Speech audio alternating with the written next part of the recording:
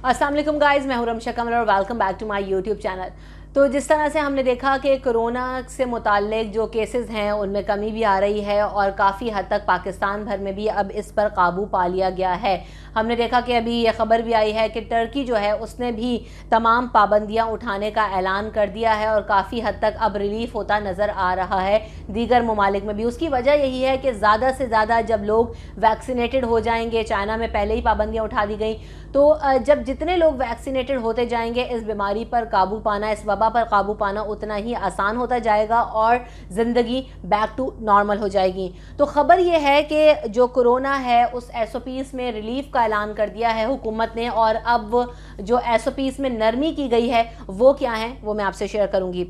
तो जो सबसे पहली जो बात है वो जो मार्केट्स हैं उससे मुताल्लिक है कि मार्केट्स को ओपन कर दिया गया है। पहले तो 8 बजे तक का टाइम दिया गया था और अब इस टाइम को बढ़ाकर 8 बजे से लेके 10 बजे तक कर दिया गया है। यानी जो कारोबारी सरगर्मियां हैं, मार्केट्स हैं, बिजनेस टाइमिंग्स हैं, वो अब 10 बजे तक ओपन रहेंगे।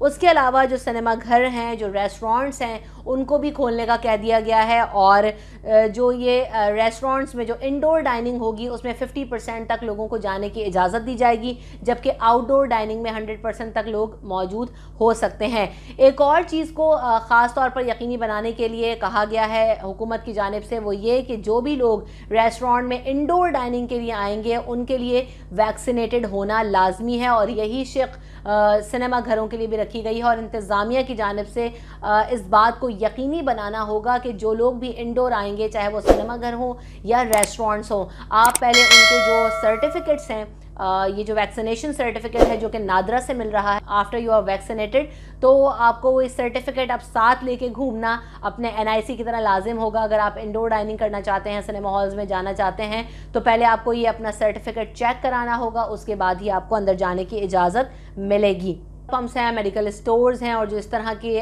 तमाम चीज़ें हैं वो 24 घंटे तक खुली रखने की इजाज़त पहले भी दी गई थी, अभी भी इसको बरकरार रखा गया है।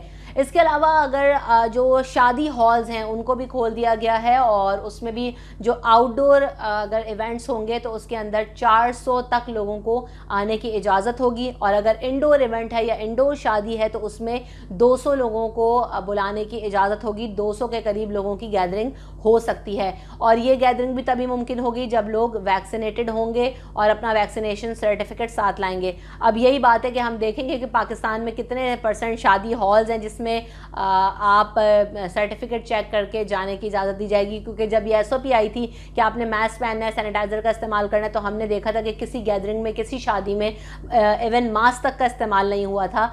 तो इस बात को भी यकीनी बनाना मेरे ख्याल से तो नामुमकिन ही नज़र आ रहा है कि लोग सर्टिफिकेट लाएंगे, वो चेक करवाएंगे और उसके बाद शादी में जाएंगे।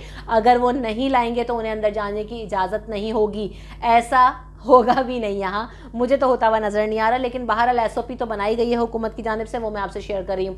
उसके अलावा जो मज़ारात हैं, जो कल्चरल गैदरिंग्स हैं, जो मजहबी गैदरिंग हैं, उनके ऊपर बैन ताहाल बरकरार है। जबकि मज़े की बात यह है कि आप शादियों में जा सकते हैं, शादियां होना अलाउ है, शादी हॉल्स खुल गए हैं, उससे भी बढ़ के सिनेमा हॉल्स खुल गए हैं, लेकिन आप कोई भी मजहबी गैदरिंग, मजहबी इज्तिमा नहीं कर सकते, कल्चरल इवेंट नहीं कर सकते। मज़ारात को भी ताहाल बंद रखा गया है, तो भाई इनके लिए भी कोई SOP बना देते और इनको भी ओपन कर देते। जितना हमारा मेल जोल, जितना करीबी शादियों में लोग होते हैं, एक दूसरे के गलों में झप्पियाँ डाल रहे होते हैं, उससे ज़्यादा क्लोज गैदरिंग और कोई नहीं होती पाकिस्तान में, हमारे मुल्क में। बहरहाल हमारी हुकूमत ने इस SOP को बनाया है, तो वही मैं आपसे शेयर कर रही हूँ।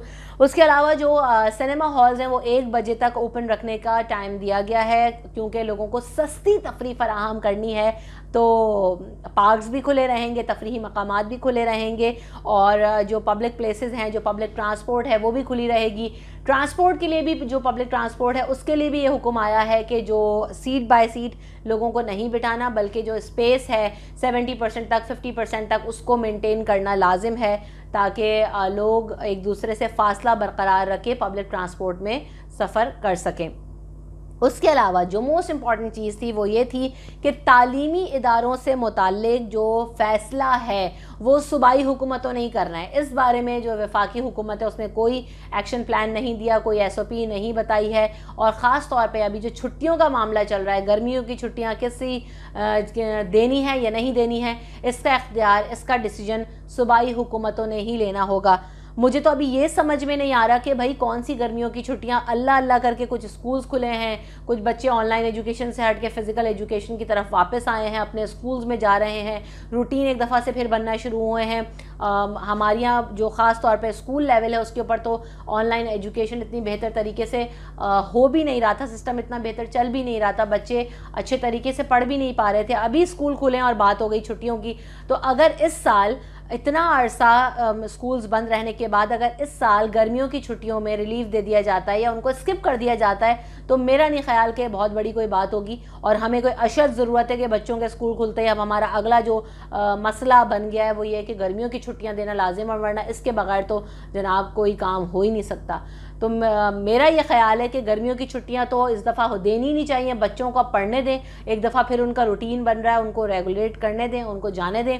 और गर्मियों की छुट्टियों की तो ज़रूरत भी नहीं है, इसका फ़ैसला वफाकी हुकूमत को ही कर लेना चाहिए कि इस साल छुट्टियां नहीं दी जाएंगी। बहरहाल डिसीजन अल्टीमेट हमारी हुकूमत का ही होगा, हमारी सूबाई हुकूमतों का ही होगा।